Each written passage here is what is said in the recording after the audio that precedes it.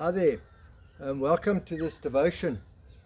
I once spent a night on a farm in the Free State. It was the early 80s, and the farmers back then in the Free State were all Afrikaans. Now, my Afrikaans, when I speak, those years especially, I had it pretty waxed and you couldn't pick up that I was English. And the folk I was traveling with, it was families of theirs, and him and the farmer and us were chatting away, and it came out that I'm English. And the farmer's reaction to me was clearly visible. I could see immediately that he didn't like me. In fact, there was like this visible disdain towards me, all because I'm English, you know. Anyway, in the conversation, I heard he was getting up before sunrise to let the sheep out of the pen.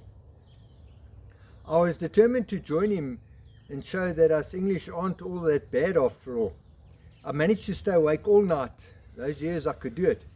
Anyway, at about 3 o'clock, I heard the matchbox rattle and him light his candle, and he spent some time reading his Bible. And when he went to the kitchen, I was there with him.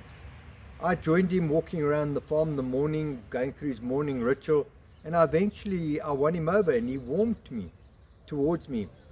And the fascinating thing isn't what I forgot, because 40 years ago, I'm not surprised that I forget most things, but I'm surprised at what I actually remember. We only arrived, it was getting dark, and we left after breakfast the next day. And yet there were certain things that I remembered so vividly. I have no memory of what we did in the farm that morning, but I do remember the disdain, even the hatred towards me because I'm English. I also remember that once he got to know me, a person can't hate that easily when it's someone you know. I remember that the old farmer started his day reading the Bible, and this surprised me because he didn't talk or behave like a Bible reading, Jesus following man, and yet his heart softened to me very easily.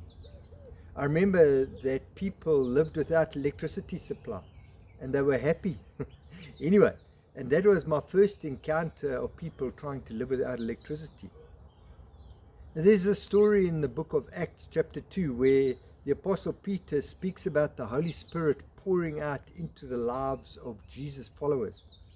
And it's so revolutionary, so radical what he's saying, because back then, the Spirit of God only worked in the lives of individuals like prophets and kings and priests, not in everyone's lives. And here Peter said and realized that the time has come. That time has ended, and the time has come when the Spirit is now for all Jesus following, God fearing people. And people got it right. Peter got it right. As radical as it was back then, he got it right. The Spirit of God is our strength. The Spirit of God is what keeps us close to Jesus. The Spirit of God is our encounter with Jesus, is our encounter with God. Like the farmer, and with a single candle, the Spirit of God was on individuals. And now we live in a time where each person who calls on Jesus has the comfort and the strength of the Spirit available to them, to strengthen you, to accompany you, and to be with you through all times. I hope that you see the comparison between a candle-reliant Christian and an electricity-reliant Christian is like mind-bogglingly vast. At the same time, those who rely on the Spirit of God for their daily chores, for their daily lives, is vastly more comfortable, more assured, more confident, more humble than those who try and walk without the Spirit of God. May the Spirit of God pour into your life like a gift, and may you come to realize that there is strength here, there is power there. Till we meet again, stay blessed.